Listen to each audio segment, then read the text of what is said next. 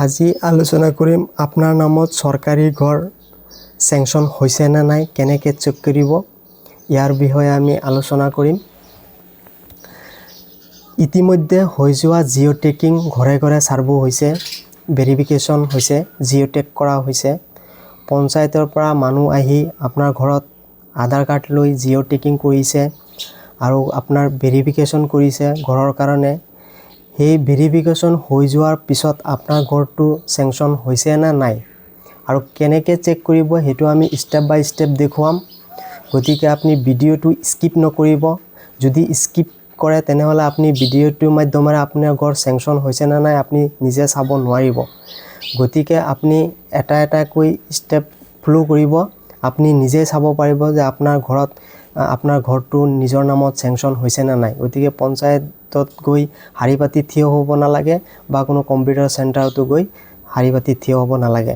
গতিকে আপুনি নিজেই চেক কৰিব পাৰিব আপোনাৰ নামত জিঅ' টেকিং কৰা ঘৰটো চেংচন হৈছে না নাই। কেনেকৈ চেক কৰিব আহক আমি চাই লওঁ। প্ৰথমতে গুগল টাইপ কৰি গুগলত চাৰ্চ কৰিব লাগিব প্ৰধানমন্ত্ৰী আৱাস যোজনা গ্ৰামীণ। প্ৰধানমন্ত্ৰী আৱাস যোজনা গ্ৰামীণ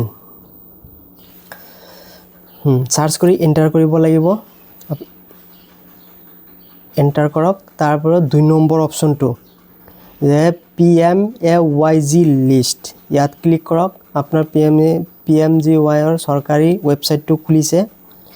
আপুনি ইয়াত এৱাৰনেছত টাইপ কৰিব ৰিপৰ্টছত। তাৰপিছত আপোনাৰ মেইন পেজ খুলি আহিব, বহুত অপশ্যন আছে। আপোনাৰ ইমান টেনশ্যন ল'ব লগা একো নাই। আপুনি তলত আহক। ইয়াত যিটো আছে H number social audit reports. Social audit ৰিপৰ্টছত আপুনি তলৰটো বেনিফিচিয়াৰী ডিটেইলছ ভেৰিফিকেশ্যন ক্লিক কৰক। ইয়াত আহিছে দেখক ছিলেক্ট ফিল্টাৰ্ছ। ইয়াত আপুনি ডিষ্ট্ৰিক্ট ছিলেক্ট কৰক, আপুনি কোনটো ডিষ্ট্ৰিক্টত বিলং কৰে।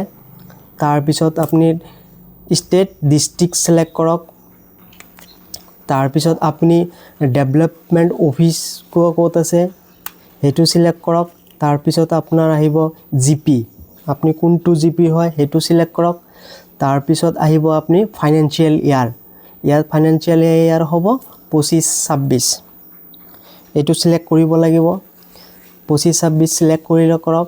তাৰপিছত আপুনি কোনটো স্কিম আপুনি ইয়াত বিচাৰিব। আমি 1 নম্বৰটোৱে বিচাৰিম, যিহেতু আমাৰ চৰকাৰী ঘৰৰ লিষ্টটোহে ওলাব লাগে। ইয়াত আছে প্ৰধানমন্ত্ৰী আৱাস যোজনা গ্ৰামীণ, এইটো ছিলেক্ট কৰক। তাৰপিছত কেপচাৰ কোডটো দিব লাগিব। ইয়াত মাইনাছ হে আছে, 90ৰ পৰা 60 মাইনাছ কৰক, কিমান থাকে 30 ইয়াত বহাই দিয়ক। কেপচাৰ একদম ইজি আছে 30। তাৰপিছত আপুনি ছাবমিট বটমত ক্লিক কৰক। তাৰপিছত চাওক আপোনাৰ অল GPৰ ইয়াত চেংচন লিষ্ট ওলাই গৈছে।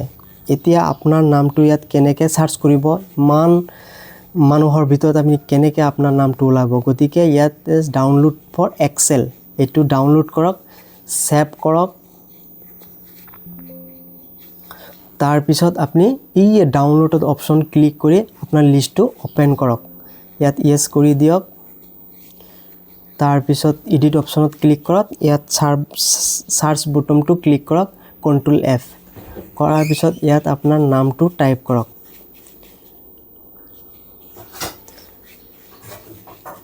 স্পেচ ঘৰত আপোনাৰ নামটো টাইপ কৰক। ইয়াত নামটো টাইপ কৰিলোঁ মই। কৰাৰ পিছত এণ্টাৰ কৰক। এণ্টাৰ কৰিলে আপোনাৰ নামত বহু কেইজনৰ নাম থাকিব পাৰে, কিন্তু তাত আপোনাৰ নাম প্লাছ আপোনাৰ দেউতাৰ নামটো মেটচ কৰিছে নে নাই সেইটো আপুনি ওলাই লওক। ইয়াত এণ্টাৰ কৰাৰ লগে লগে আপোনাৰ লেফ্ট ছাইডত চাওক ৰোটো আপ ডাউন কৰি আছে। এই আপ ডাউন কৰি আছে। এণ্টাৰ কৰাৰ লগে লগে আপুনি কোনটো আপোনাৰ নাম আৰু দেউতাৰ নাম মিলিছে নে নাই সেইটোৱে আপোনাৰ চেংচন হৈছে বুলি ইয়াত লিষ্টত নাম আহি গৈছে। ইয়াত চেংচন হৈছে, আপোনাৰ চেংচন ID ওলাব, এনেকৈ আপোনাৰ PMG কোড নাম্বাৰ আহিব। আপোনাৰ ইয়াত হাউচ হোল্ডৰ এগেইনষ্টত আপোনাৰ চৰকাৰী ঘৰৰ আপোনাৰ কোড নাম্বাৰটো আহি যাব এই কোডৰ নাম্বাৰ এগেইনষ্টত আপোনাৰ কিমান পেমেন্ট হ'ব কিমান হোৱা বাকি আছে হেতু আমি পিছত ভিডিঅ'ত আমি সম্পূৰ্ণকে ভিডিঅ'টো দেখুৱাম যদি আপোনাৰ সহায় হৈছে তেনেহলে লাইক সাবস্ক্ৰাইব